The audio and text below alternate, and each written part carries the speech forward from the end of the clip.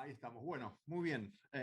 Bienvenidas, bienvenidos. Estamos en otra conversación sociológica con Hugo Suárez, en esta oportunidad con la colega René de la Torre, de Guadalajara, en México. René ha estado trabajando mucho con muchos de otros colegas en América Latina, así que conocida en su trayectoria. Un gusto tenerte, René.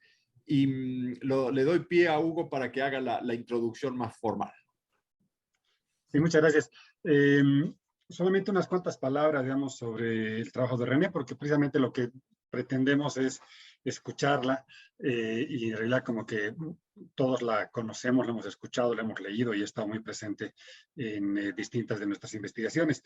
René de la Torre es antropóloga del CIESA, es antropóloga mexicana, y ha trabajado, por supuesto, la cuestión religiosa y tiene una serie de trabajos, digamos, alrededor de las experiencias religiosas contemporáneas, con un enfoque muy directo en Guadalajara, pero moviéndose en este tránsito, digamos, en este diálogo entre lo que está pasando en Guadalajara con lo que está pasando en distintos lugares de América Latina y de otros lugares del mundo. Sus trabajos han tenido, digamos, un impacto, digamos, muy importante en las ciencias de la socioantropología de la religión en México, en América Latina y en otros lugares del mundo, y han tenido un poquito la posibilidad, por un lado, de articular distintas entradas metodológicas, que es uno de los aportes interesantes, digamos, de René. Sus trabajos se solventan tanto en estadísticas, en encuestas, en datos absolutamente cuantitativos, cuanto en trabajos de profundidad cualitativa y de calidad etnográfica directa. Y entonces es una investigadora que transita, digamos, por las distintas formas de la investigación y por las distintas naturalezas del dato y que siempre le da sacando provecho. A la vez está constantemente dinámica en la construcción de redes de intercambio, lo que ha permitido que sus trabajos dialoguen directamente con investigadores mexicanos, latinoamericanos y de otros lugares del mundo, a la vez con experiencias que van de distintos lugares. Entonces podemos encontrar de pronto trabajos que articulan, movilizan investigadores que están en distintos lugares y que traen las experiencias y que una de las grandes valores, digamos, que hace René es poder juntar y reflexionar, digamos, esas experiencias que son completamente diversas, que vienen de lugares distintos y que a la vez nos presentan finalmente la complejidad del hecho religioso contemporáneo. Muchas cosas más que decir de René. Sin duda es una investigadora fundamental, digamos, de nuestro tiempo, y por la cual hay que atravesar por los distintos textos, y que, bueno, por eso es realmente un lujo que podamos tenerte en esta hora, querida René. Para que nos cuentes un poco tu trayectoria, tus aportes y por dónde es que se ubica, tus inquietudes, tus preguntas y esta trayectoria de ir buscando, encontrando y abriendo cada vez más preguntas. Entonces te dejamos la palabra. Muchísimas gracias. Bueno, primero, mil gracias por esta invitación. La verdad, desde que me invitaron me entusiasmé muchísimo. Y muchísimas gracias, Gustavo y Hugo, por invitarme. Porque digo, además de estar con ustedes y platicar, creo que esto es una oportunidad súper interesante que al menos a mí, de estar incluso revisando y recordando cosas, me sirvió muchísimo para la autorreflexión, que yo creo que eso es fundamental. Entonces, la verdad, gracias por abrirnos esta oportunidad que a veces, pues el trajín diario no nos permite detenernos y podernos observar a nosotros mismos, ¿no? En y ver exactamente cómo hemos andado y desandado en este camino académico. Ustedes me preguntaron un poco como cuáles habían sido la trayectoria, ¿no? Del origen.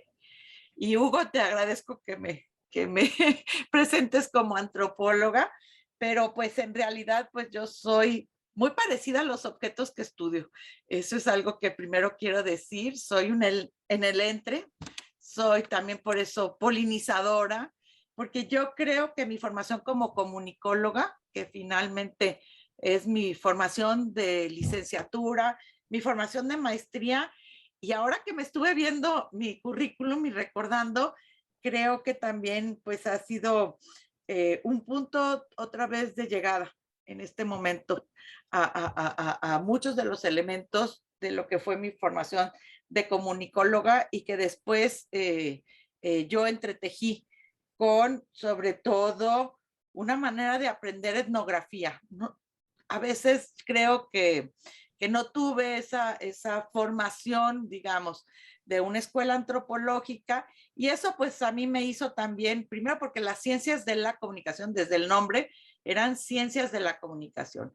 Es decir, era un espacio en donde se quería tener, bueno, más bien se pretendía ya teorizar, explicar el nuevo fenómeno que tenía los efectos de la comunicación en ese tiempo también muy influenciado por la visión de la comunicación de masas, de la comunicación de los medios de comunicación en las culturas contemporáneas. No estudiábamos medios, y ahí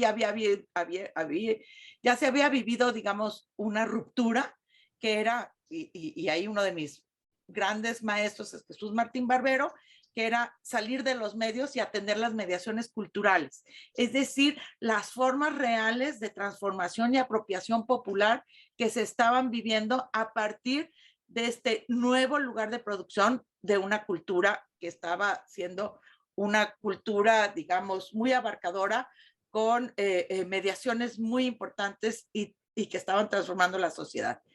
Eso es lo que a mí me tocó estudiar en esos momentos en mi trayectoria de comunicación. Y también era un momento en que viéndolo a la distancia, incluso sin haber una autoconciencia de ella, estaban emergiendo los estudios culturales. Los estudios culturales como también un lugar entre medio entre la antropología, que era el estudio de la cultura, y el estudio de la producción de la cultura en la comunicación. Y creo que ahí es donde a mí me tocó de alguna manera formarme con muchas inquietudes, en donde, como digo, había mucha libertad porque no había una ciencia, como la antropología. Entonces nosotros teníamos que pepenar, como los mismos actores que yo estudio, y pepenábamos lo que más nos era útil, ¿no? De una aportación científica distinta. Desde ahí, pues obviamente, pues tengo una formación muy ecléctica. La reconozco, ¿no?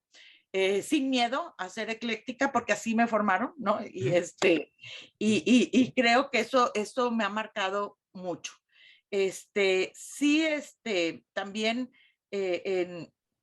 creo que siempre es no ver la cultura como un producto terminado, sino exactamente ese proceso de producción y de interiorización de la cultura, lo que hace a la comunicación, ¿no? Entonces, creo que eso también me da como una manera específica de cuestionar la cultura, distinta muchas veces que la que lo hacen los antropólogos clásicos, ¿no? Y yo creo que ahí fue para mí muy importante. Tuve maestros muy, muy buenos, o sea, ¿por qué? Porque, bueno, en primer lugar, teníamos los maestros, digamos, de la cantera de los jesuitas. René, una gran formación. ¿Hiciste todo en México? ¿Toda tu formación fue en México? Toda mi formación en México, en Guadalajara. En Guadalajara, bien. Soy nativa, nativa tapatía. Sí, y en el ITESO empecé. Y entonces teníamos maestros muy buenos que venían de la lingüística, de la semiótica, de la filosofía del conocimiento.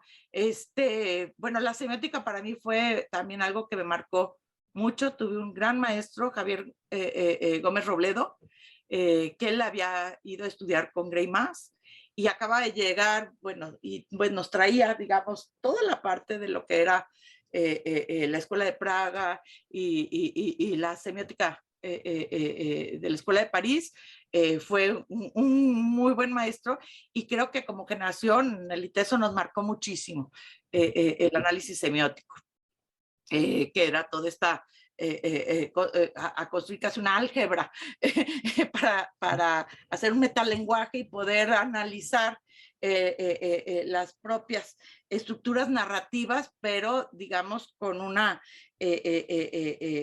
lente para poder objetivarlo en ciertas serie de relaciones, ¿no? Y desmenuzar. Y creo que incluso eso a veces, pues bueno, obviamente era también comunicación, entonces teníamos no solamente, en esa carrera nos decían, nosotros no estamos creando comunicadores, eso es muy fácil, y no vamos a formar, digamos, camarógrafos, ¿no? No puedes ir y ser camarógrafos, sino lo que necesitamos es exactamente crearles la mirada para poder producir, para poder construir mensajes o construcciones comunicativas de la sociedad y poderlas analizar. Y una parte de ello, que yo creo que a mí me ha ayudado también mucho, pues nos daban muchas herramientas para exactamente desvelar lo que ya estaba empaquetado como categorías o como construcciones sociales, ¿no? Toda esta idea, pues sí, que incluso esa palabra se usaba mucho, ¿no? Quitarle el velo a los elementos culturales y en donde pues la semiótica pues tenía una función muy importante exactamente que nos permitía como quitar esas envolturas y buscar, que era así como, incluso era así como una misión, ¿no? El sentido. aquella cosa que aparecía así como un tesoro, ¿no? Tenemos que develar y descubrir cuál es el sentido, ¿no? Claro. Y luego en la maestría, para esto yo hice mi tesis en algo muy diferente, pero pues en ese tiempo la comunicación o en el había líneas y en la línea que yo me metí se llamaba comunicación popular y era dar apoyo a comunidades autogestivas donde estaban muy vinculadas a comunidades eclesiales de base. Yo me fui a trabajar en poblados de Jalisco y yo ahí daba talleres de comunicación popular a jóvenes para que ellos tuvieran sus propias herramientas de producción de conocimiento, información dentro de la comunidad. Y de eso fue mi tesis de licenciatura. Ahí yo me acuerdo que, bueno, pues teóricamente Gramsci fue importantísimo para mi tesis de licenciatura. Y bueno, y Gramsci ya tenía de alguna manera también muchos elementos de estudio cultural, pero con una visión política. Claro. Que creo que incluso sería muy sano volver a recuperar a Gramsci, ¿no? En esa parte de su análisis político. Y también, pues, me acuerdo con mucho haber leído algunos de los cuadernos de la cárcel, no todos, pero había uno en donde había unas cartas fabulosas de Gramsci, en donde él mismo hacía el análisis de la derrota del Partido Socialista en Italia y un análisis de por qué sí había triunfado la derecha a través de la acción católica. También recuerdo de Gramsci una parte que es un librito que se publicó en aquellos años, que era un análisis maravilloso, un análisis lingüístico de Gramsci. Entonces, digamos, Gramsci también era una caja de herramientas muy potente en ese momento. Pues después de eso me invitan a hacer mis estudios de maestría ahí en el ITESO. Habían conseguido unas becas de la Konrad Adenauer, de la Fundación Alemana, y yo era de las pocas tituladas de comunicación en el ITESO. Me la ofrecieron a mí a través de FELAFAX, que era la Federación de Escuelas de Comunicación. Pero yo para ese entonces ya estaba trabajando de asistente de investigación de Guillermo La Peña en antropología. Entonces yo entro a estudiar comunicación y digo, primero hago otro proyecto, porque tenía que dar una respuesta y empiezo a ir a un poblado que se llama Cuquío, donde surgió ganó en ese tiempo donde nadie más ganaba más que el PRI, ganó el PRD en ese poblado por esta organización popular y fuera el primer municipio en México donde ganó Wow. el PRD. Y ahí estaba yo haciendo trabajo de investigación, pero la verdad me saturé de trabajo porque ya estaba trabajando con Guillermo de la Peña, ya estaba, tenía que irme todos los fines de semana a Cuquío y además estaba estudiando. Y llegó un momento en que me saturé y entonces, bueno, en el trabajo con Guillermo de la Peña, yo ahí sí entro como asistente de investigación antropológica. Y lo primero que me pregunta, ¿y tú qué sabes de esto? Y yo le digo, pues yo sé hacer diagnósticos de investigación de la comunidad. Y me dice, pues enséñame a ver qué hiciste ahí en la licenciatura. Y ya que les dice, no, pues sí, esto sí es investigación. Ah, bueno. Ya tuve el pase de entrada y empezamos a hacer, bueno, yo entré a trabajar con él, era un proyecto de un comparativo de 3 barrios populares.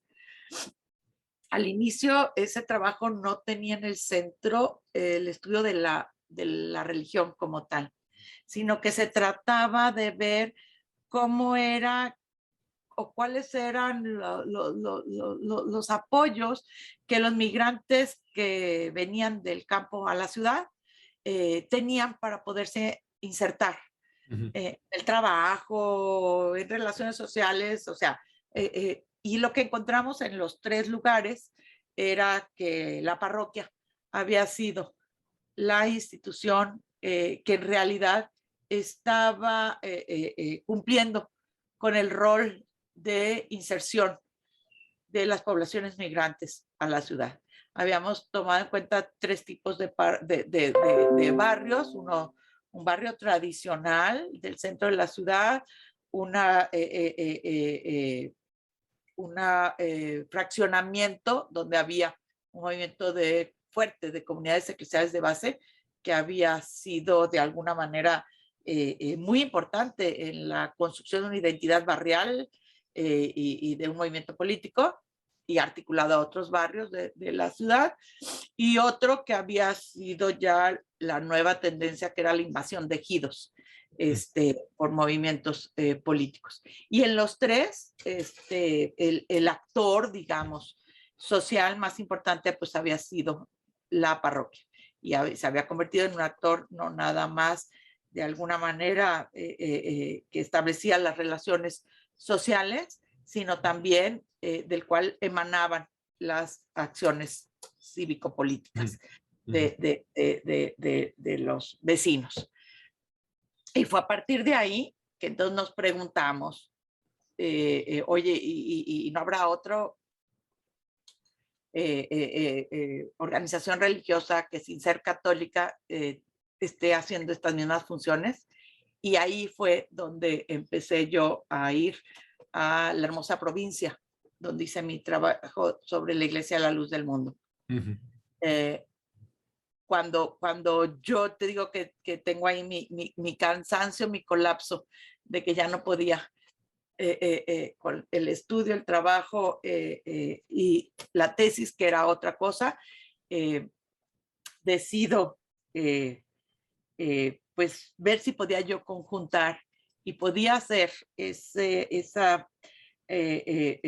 de mi trabajo etnográfico en la Iglesia de la Luz del Mundo y en la hermosa provincia, una tesis de comunicación. O sea, yo ya tenía mi trabajo, tenía mis notas, tenía todos mis archivos con otra perspectiva, y digo, es que esto pues me ayudaría porque ya no puedo estar haciendo tanto, o sea, ¿no? Y tengo esto, ¿y cómo le hago? Y bueno, entonces yo ahí fue cuando pues busqué cómo analizar desde una perspectiva comunicacional la producción de las creencias en una iglesia como la luz del mundo. Para mí fue fundamental, obviamente, tener una definición muy amplia de discursos que se producían de distinta manera, que también ver las condiciones no nada más de producción del discurso, sino también las condiciones de aceptación y recepción y ritualización del discurso, y atender la manera en que la sacralización de lo dicho se construía de alguna manera en la posibilidad de creencias trascendentales, ¿no? Y bueno, pues hice, digamos, ahí creo que yo logré articular y también para mí darme cuenta, pues que yo podía articular las dos cosas, la antropología o la etnografía con la comunicación. Y bueno, tuve mucha suerte porque la tesis, en lugar de ser rechazada, fue premiada como fue premiada en Ciesas como el mejor libro en antropología, y fue premiada en comunicación como la mejor tesis de comunicación en México. Entonces, pues eso creo que a mí también me dio como tranquilidad. Claro. ¿No? Claro. Y ahí, así llegaste a lo religioso, digamos, así llegaste a entrar en la religión como tema que después va a marcar tu carrera mucho, porque lo fuiste encontrando en el campo, digamos. Yo lo fui encontrando en el campo, yo no fui buscando. De hecho, en ese tiempo, pues, además de como a mí lo que me gustaba, yo tenía un programa de rock en Radio Universidad de Guadalajara. Mi filosofía era los Rolling Stones, así. Oía a los Rolling Stones y para mí era así como lo que alimentaba. Y para mí era la fuente de mi filosofía, para decirlo de una manera real. Y lo cual, bueno, obviamente se alejaba mucho a el acercamiento a las instituciones tradicionales. De hecho, a mí la cuestión como de lo religioso me daba un poco de urticaria o mucha urticaria en realidad, o sea, ¿no? Pero era muy difícil no toparte con lo religioso.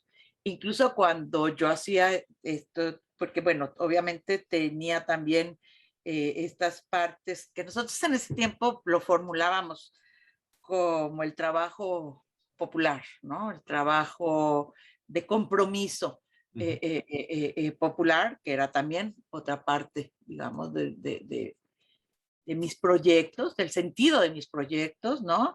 Y entonces ahí había algo muy curioso porque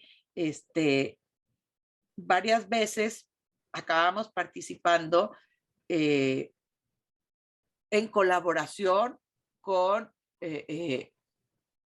movimientos que tenían como base las comunidades eclesiales de base.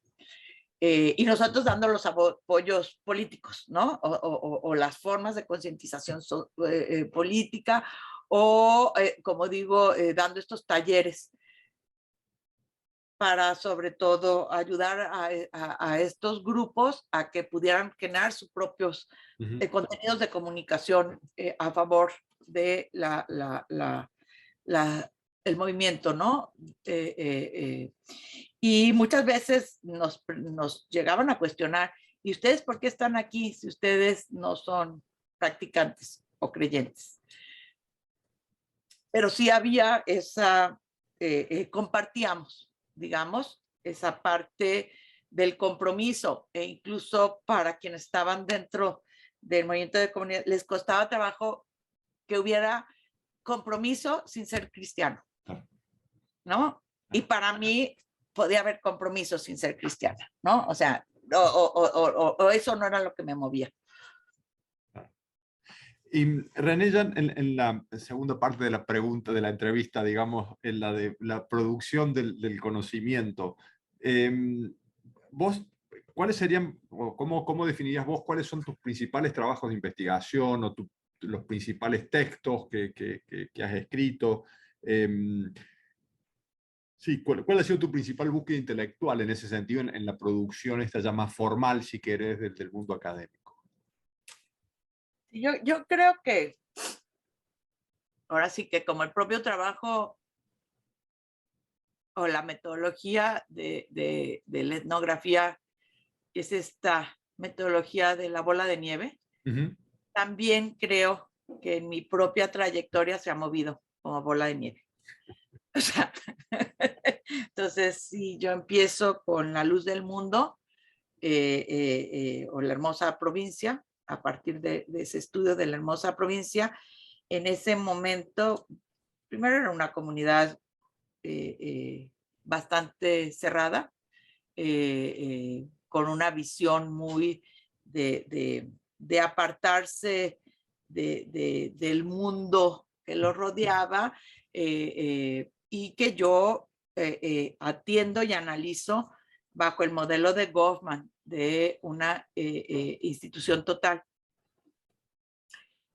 Segundo, a mí en ese momento, como dije, encontré como el puente cognitivo entre comunicación y sociología de la religión con Berger y Luhmann. En aquel texto de la construcción social de la realidad, la propuesta que ellos hacen es un modelo comunicacional, porque ellos hablaban exactamente de la dialéctica en la construcción social de la realidad, del proceso de exteriorización, objetivación e interiorización. Y pues yo decía, exactamente, esto es el modelo de comunicación, es lo que siempre he estudiado como modelo de comunicación, ¿no? Y entonces eso me da exactamente la pauta o esa posibilidad de hacer puente entre las teorías comunicacionales y la teoría de la producción del sentido, y obviamente pues Berger y Luhmann tenían incluso varios elementos que me permitían a mí transitar hacia la sociología de la religión, sin tener baches teóricos o inconsistencias, ¿no? Era bastante obvio.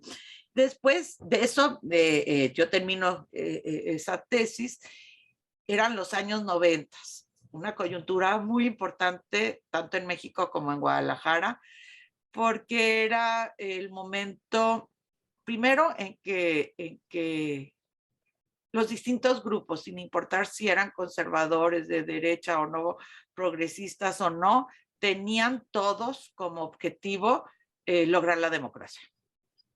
Y entonces empiezan a articular, y la Iglesia Católica juega un papel importantísimo en esta, de alguna transición democrática, es decir, sacar al PRI, ¿no?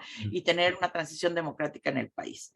Y yo veía cómo, otra vez, desde la Iglesia Católica se daban distintas, diferentes y contradictorias maneras de emanar el compromiso con una búsqueda de sociedad democrática, aún con ideologías muy diferentes, pero que seguían de alguna manera teniendo una formación como activistas desde movimientos seglares católicos. Y entonces desde ahí yo digo, pues es que no vamos a entender qué está pasando en términos políticos si no entendemos realmente cuál es el papel de la Iglesia en la formación de una diversidad de actores que tienen una presencia que están y mayor notariedad dentro de la escena pública en México. Y esa fue digamos, como yo planteé el problema.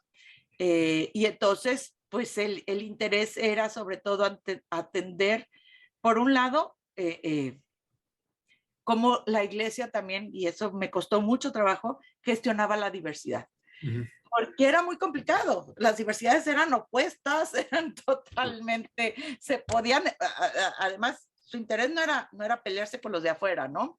Era pelearse entre ellos mismos, ¿no? O sea, digamos que los antagonismos no estaban hacia el exterior, el otro radical era el otro interno. Claro. dentro de la Iglesia Católica, sobre todo en este momento en donde pues ya se había golpeado que a comunidades eclesiales de base y a toda esta parte de fermento socialista, pero todavía estaban, y sobre todo todos los cuadros de intelectuales que estaban dentro de la escena pública y que formaban la izquierda ciudadana, pues venían de esas experiencias de comunidades eclesiales de base. Y por otra parte, toda la parte de la derecha católica, incluso de la democracia católica, también venían de la formación. Y entonces, pues, los enfrentamientos de las autoridades internas eran sumamente fuertes. Y bueno, una de las cuestiones que para mí era muy importante era entender, no perder de vista la institución, tenerla presente, pero no como la institución quería ser representada. Mi director de tesis fue Fernando González, psicoanalista. Él venía de Francia de estudiar con René Lugo, y él venía de estudiar exactamente psicoanálisis institucional.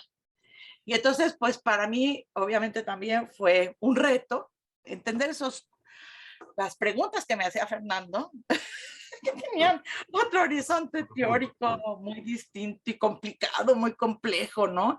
Y bueno, y además, yo tenía que leer en francés, balbuceo francés, no es que lo hable, leo bastante, porque desde la maestría con mis maestros Jorge González había que leer francés, y en el doctorado, pues, a mí Fernando me daba así unos alteros de libros en francés, y que además pues escriben bien difícil, bien complicado, ¿no? Entonces con tumbaburros, pero a leerlo no estaba todavía traducido al español. De hecho, había pocas traducciones al español. Ahí conocí y leí por primera vez Hervieux Leyer. Me costó mucho trabajo la primera lectura de Hervieux Leyer, y de entender ya no, digamos, estas ideas de una institución sólida, como la había visto en el modelo de la Iglesia de la Luz del Mundo, sino atenderla como una institución transversalizada, que para eso utilicé el modelo de Guattari, pues que todavía de aquí ni se discutía, ni se leía a Félix Guattari, ¿no? Por decirlo de alguna manera. Y era bastante innovador. Y bueno, hice ese libro, después esa tesis, después se publicó como libro en el Fondo de Cultura Económica y se tituló La Ecclesia Nostra. Porque era el juego de palabra, no nomás porque sonaba a mafia italiana, sino sobre todo en esta forma en donde buscaba yo eso, cómo articular una institución que al mismo tiempo es vertical, viene desde Roma, ¿no? Tiene toda una concepción de sí misma vertical, y al mismo tiempo es nostra, ¿no? La parte del pueblo. Esta parte exactamente de las múltiples apropiaciones y maneras incluso que desde fuera estaban también transversalizando a la institución y transformándola. Y no siempre las transformaciones venían desde arriba o desde el centro, ¿no? Entonces, digamos que este título, pues, surgió queriendo decir eso. Y con un juego, obviamente, de palabras, ¿no? Claro, claro. Y si tuvieras que pensar en otros de los trabajos, digamos, que comentas como tal vez el doctorado y Fondo de Cultura Económica son como pasos importantes en la vida académica, digamos, ¿no? Los que no estamos publicados por el Fondo de Cultura decíamos eso. Pero digo, si tuvieses que pensar cuáles son de los otros trabajos que tenés publicados o más como proyectos de investigación que no sé, donde veas que son importantes, que han sido logros importantes para ti, digamos, ¿no? Los más destacados. A ver, yo creo que uno ha sido toda una trayectoria larga, que ha sido el estudio a través de herramientas, digamos, amplias para entender la diversidad y el cambio religioso, tanto en Guadalajara como en México. Y ahí es donde entra mi trabajo con Cristina Gutiérrez Zúñiga, que obviamente ha sido colega mía desde, empezamos creo que en el 94.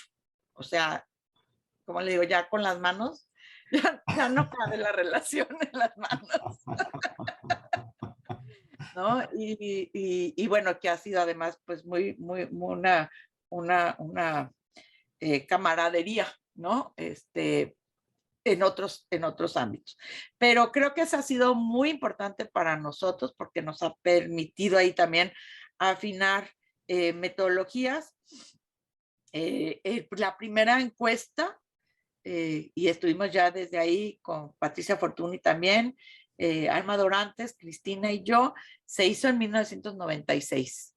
Y fue también, yo creo que esta modalidad de entender la transversalidad ya estuvo también de alguna manera presente en la manera de diseñar el instrumento de las preguntas. Es decir, sabíamos que hacer una encuesta en una sociedad tan católica como Guadalajara, pues ya sabíamos las respuestas que íbamos a tener.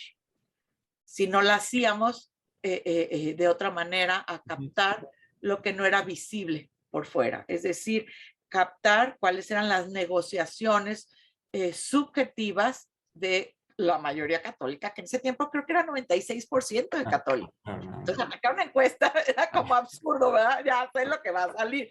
Más bien queríamos saber lo que no se veía, ¿no? Recuerdo que de bromas decíamos, los jaliscienses son muchos, pero posmodernos, muchos posmodernos, ¿no? Y eso era lo que queríamos captar, porque tanto Cristina como yo bueno, Cristina había hecho su trabajo sobre la nueva era. Cuando yo hago estudios sobre la diócesis católica, empiezo a encontrar muchísimos elementos, tanto nueva era como de renovación carismática o de otras mediaciones que venían, como dije, desde afuera, presente tanto en las prácticas como en las creencias de los católicos. Entonces queríamos captar esas transversalidades entre los modelos de creer, de practicar y de valorar dentro de la población católica y dar exactamente esta otra perspectiva. Y creo que eso fue muy importante. Y luego, bueno, también hicimos aquel trabajo sobre cartografía en Guadalajara. Yo digo que fue un trabajo que nos gastó las suelas. Que recorrimos toda la ciudad, lo cual fue terrible, pero bueno, creo que también la dimensión territorial nos dio una visión que no esperábamos tener, pero hay cosas que creo que cuando logramos verlas es muy importante visibilizar los fenómenos, ¿no? Y bueno, obviamente la cartografía es una manera de visibilizar. Y el otro día un alumno mío me recordó que una vez yo le dije sobre su trabajo, le dije, Cristian, me emociona mucho ver lo que hoy está resultando de tu investigación. Le dije, es que es como si cuando uno está en un laboratorio de cuarto oscuro de fotografía, tú no sabes realmente qué tomaste, ¿no? Y entonces, a la hora que pasas y vas pasando por los químicos, el papel, se va viendo esa imagen, ¿no? Que antes realmente ni siquiera sabes bien qué tomaste, ¿no? Y creo que es un poco lo que pasa, tanto con las cartografías como con las encuestas, que hasta que no lo ves, entonces sí logras entender esos patrones, esas lógicas que hay que visibilizarlas y hay que construir estos instrumentos que nos permita visibilizarlas. Ahí están, ¿no? Están en sus creencias, pero el reto es cómo lo pasamos exactamente a construir una fotografía. Y bueno, yo creo que así lo definiría toda esa trayectoria que obviamente, bueno, tuvo después impacto en el trabajo donde también estuvo Hugo, estuvo Genaro Salpa, estuvo Mario Kenia y Creer en México, donde comparamos también formas de creer, de practicar y de valorar en 3 contextos distintos.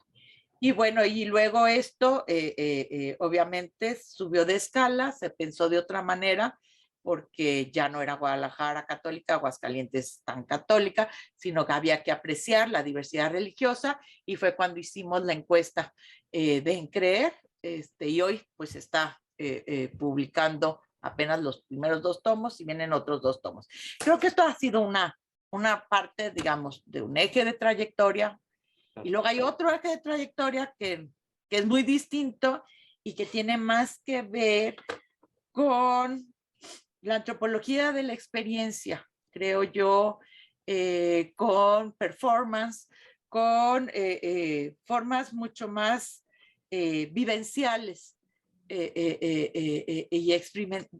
de experimentar lo religioso y de con eso transformar las identidades. Y ahí empecé, cuando yo termino la tesis de doctorado, me había ido mucho con los discursos y con las acciones políticas, como dije. Y me quedó diciendo, a ver, pero ¿cómo? O sea, si la religiosidad es ver a la Virgen llorar, emocionarte, esto ¿cómo quedó fuera, no? Y empiezo con la romería a la Virgen de Zapopan. La romería me lleva a mí a danzar, a meterme de lleno. Una de las gentes a las que le agradezco muchísimo el aprendizaje es a Jefe Chendo, capitán de Hermanos Plasencia, el grupo de danza. Y él, cuando yo empiezo a entrevistarlo sobre el sentido, y bueno, ahí me empieza a llamar muchísimo la atención la estética. Y digo, a ver, la estética no es una cuestión únicamente de adorno, sino aquí en la estética está también la identidad y se transforma la identidad. Y cuando me acerco a este grupo conchero, que la primera vez que yo entro a ver una velación me quedo de a 4, digo, ay Dios, otra vez, esto ni me lo imaginaba, ¿no? Yo por fuera pensaba que era un kitsch y un pastiche terrible y una invención de la tradición.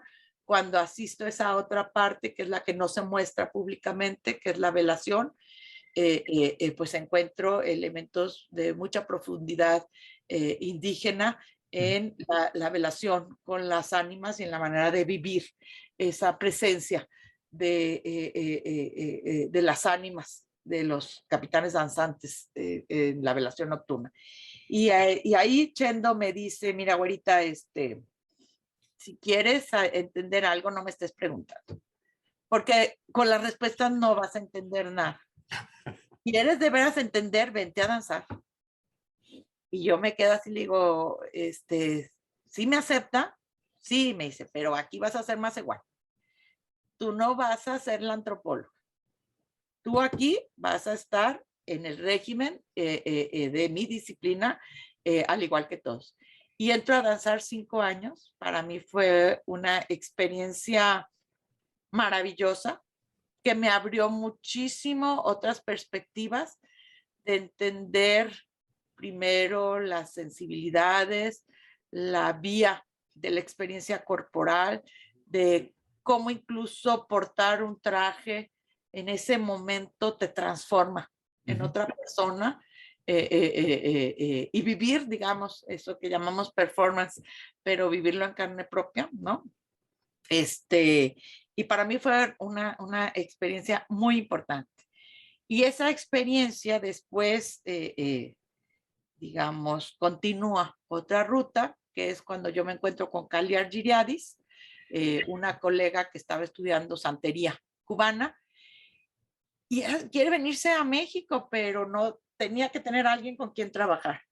Y pues estaba muy difícil porque lo que estábamos trabajando era muy diametralmente distinto. Romería a la Virgen de Zapopan con santería cubana. Pero entonces decidimos atender no los objetos, sino los procesos. Y poder entonces comparar dos procesos que en ese momento llamamos de translocalización y relocalización, de dos prácticas rituales distintas. Y después de ahí funcionó esta apuesta por atender estos procesos y empezamos a armar un proyecto internacional que se llamó Relitrans, para comparar exactamente distintas religiones que tenían procesos de transnacionalización, que eran las empresas evangélicas, las danzas conchero-aztecas y los movimientos neonativos, y las religiones afro, que también se estaban transnacionalizando. Fue otra vez un reto enorme este proyecto, porque sí era un proyecto donde era internacional de verdad. Habíamos latinoamericanos, europeos y africanos. Entonces, en todos los sentidos era bastante la complejidad, tanto lingüística como de nuestros marcos teóricos, como de los objetos mismos, y lograr realmente una metodología que pudiera realmente, digamos, no pegar únicamente trabajos hechos en distintos lugares, sino realmente traducir los trayectos de transnacionalización a una metodología, y hicimos todo este esfuerzo metodológico de la construcción o concreción de nodos en objetivables en la investigación, ¿no? Y seguir los actores nodos, a tener atención a los escenarios nodales, a las actividades nodales, o sea, y poder, digamos, trazar la concepción de la red en elementos teórico-metodológicos que nos dieran la capacidad, entonces sí, de construir ejes de comparación y articulación y análisis en un proyecto tan amplio y tan complejo. Para mí ese fue un reto maravilloso en términos teóricos, metodológicos, y también en capacidad de colaboración. Claro, claro. ¿No? Armar la red ahí, sí, de lo intercultural en lo comparativo y qué mira uno en cada cosa, sí, me imagino. Claro. Y de actuar como red, ¿no? Claro. No como equipo.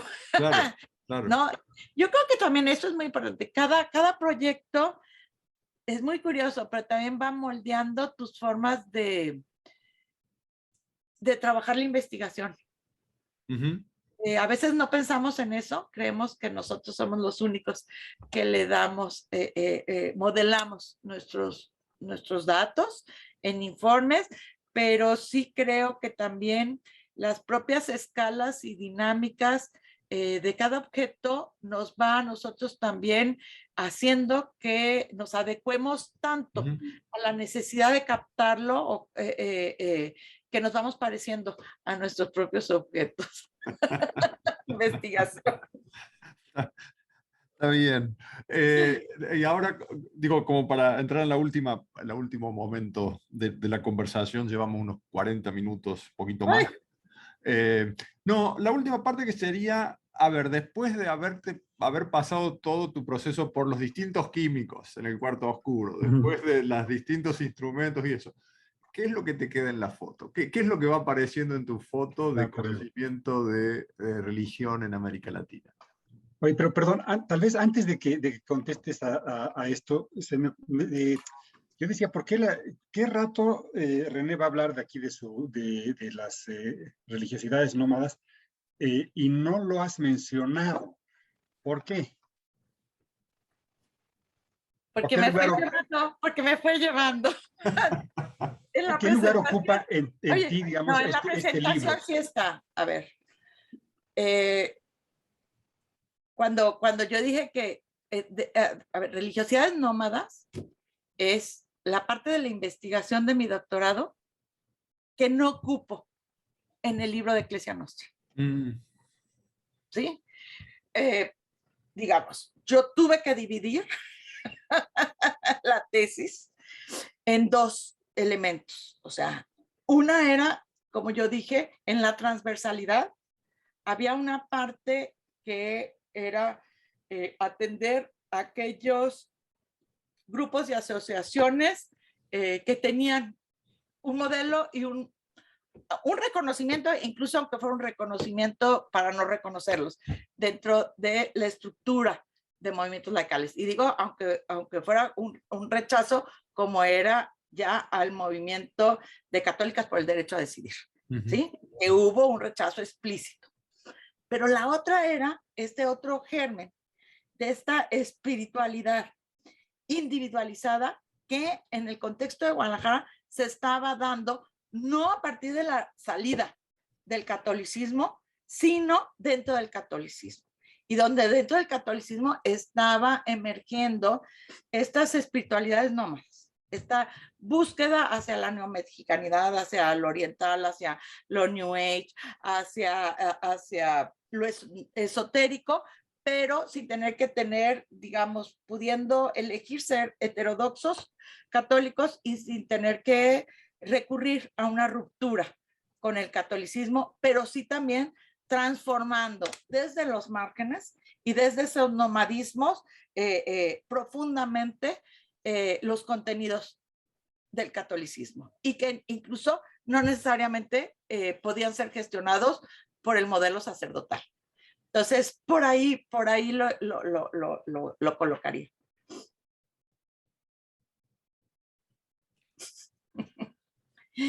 Y de lo último, a ver, yo creo que esta metáfora de lo visual otra vez va emergiendo muchísimo en mí.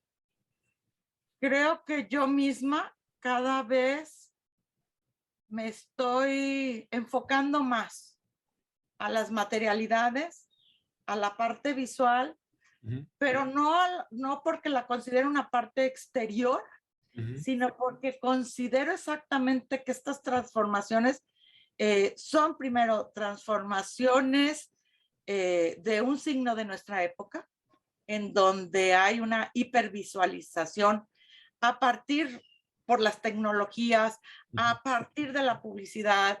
O sea, sí creo que nuestras competencias de lenguaje, de reconocimiento, de simbolización, están cada vez más fortalecidas o tenemos más competencias visuales de la escritura o de nuestras formas lingüísticas. Por ahí creo que estoy transitando mucho. He escrito sobre todo artículos que me parecen importantes en lo que quiero decir. Creo también que me atrevo mucho a balbucear, a formular cosas que a veces no las tengo totalmente acabadas, pero sí creo, por ejemplo, es importante pensar este régimen de visual, de qué manera está transformando lo sagrado en formas de videogracia. Así como Regis Debray lo planteó para la política y lo plantea y lo denomina como videocracia y habla exactamente de cómo la propaganda y la imagen en las contiendas políticas está de alguna manera supliendo a lo que antes era la ideología, y eso lo vemos en los nuevos populismos, no importa si son de izquierda o de derecha.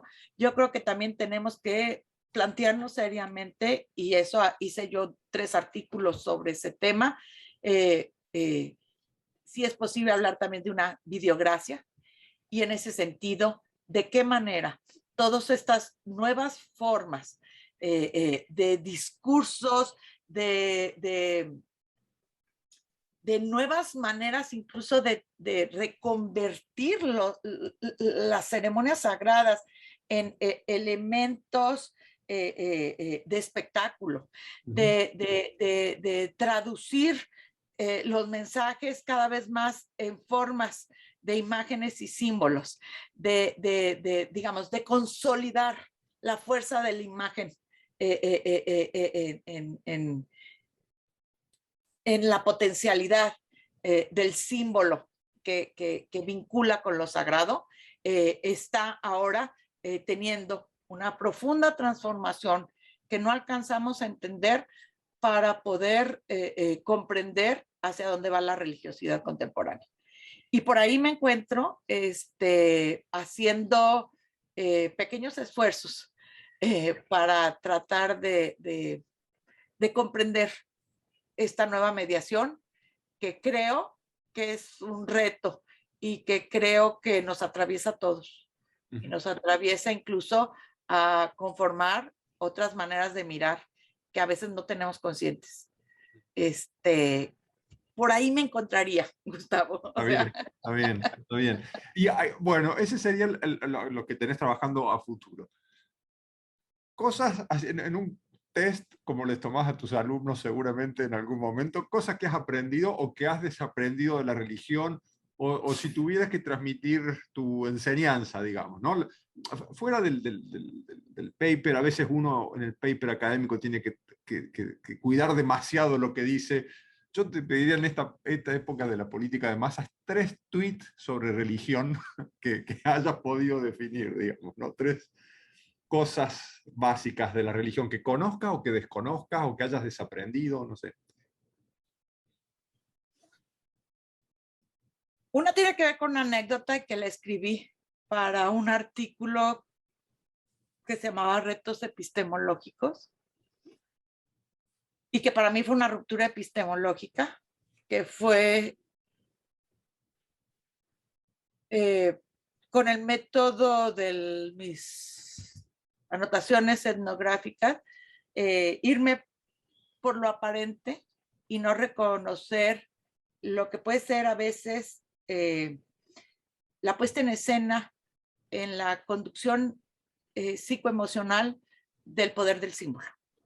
Lo traduzco así, está escrito, y tiene que ver con cómo yo fui a una reunión no me acuerdo ahorita cómo se llamaba ese grupo, católico, cuando estaba haciendo mi trabajo de campo, y un hombre se ponía sentado con 2 mujeres embarazadas y hablaba de que él era el ángel Gabriel, y a mí me pareció absurdo lo que yo oí, me pareció aburridísimo. Llegué, hice mi diario de campo diciendo que aquello había sido nada emocionante, aburridísimo, pero en la noche yo tuve unos sueños en donde exactamente todo lo que parecía insignificante, pero él colocaba en esa puesta en escena y en su discurso tenía un efecto fuertísimo hacia donde él dirigía el discurso. Y entonces ahí empiezo yo también a pensar, bueno, ¿dónde se entiende la fuerza del símbolo, ¿no? Y de la puesta en escena. Lo dejo ahí, no lo voy a platicar, pero ahí está, y creo que eso es importante. La otra es, ahorita me ha resultado muy interesante trabajar con las materialidades. Estoy trabajando sobre altares domésticos. Tengo alrededor de unas 60 entrevistas.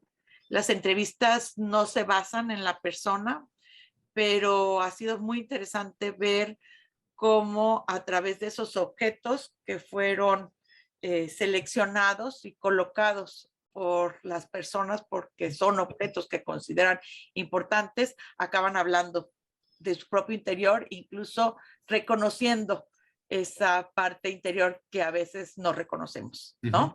Entonces, para mí ha sido maravilloso este trabajo a partir de estos objetos y las materialidades.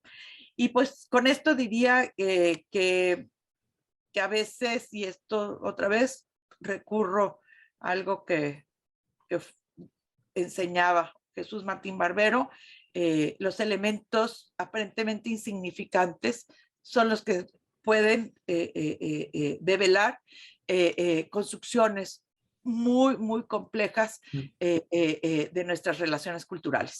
Y yo creo que eso sería, creo que hay que atender muchos de esos elementos, imágenes, bardas pintadas, altares, tatuajes como tú estás haciendo, ¿no? Que podríamos considerar o insignificantes o incongruentes, o considerarlos como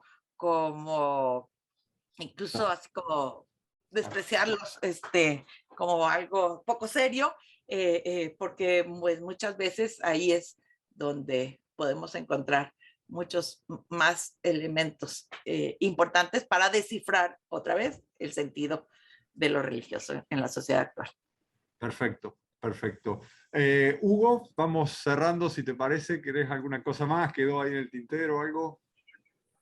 No, queda toda una agenda, por supuesto, para unas 4 o 5 entrevistas más, pero creo que con esto nos has dado realmente un panorama, digamos, tremendamente rico de lo complejo finalmente que son las trayectorias académicas. Y lo más bonito de esto es que, digamos, tu trayectoria como que devela esto de la ilusión biográfica que decía Bourdieu, que a veces cuando uno mira ya de trayectorias así, que ya tiene una serie de obras, daría la impresión de que todo estuvo claro y en realidad fue casi como un libreto que era cuestión de irle escribiendo y bueno, llegó la vida de René y bueno, escribió. Y cuando, claro, lo que uno ve en tu trayectoria, y eso es, digamos, una de las cosas padrísimas que caracteriza tu trabajo, es que es una agenda compuesta por la duda y por la pregunta, ¿no? O sea, si algo te caracteriza, bueno, muchas cosas, pero una de las cosas que a mi entender te caracteriza es la curiosidad, ¿no? La curiosidad y no quedarse con la respuesta que parecería que se está ofreciendo.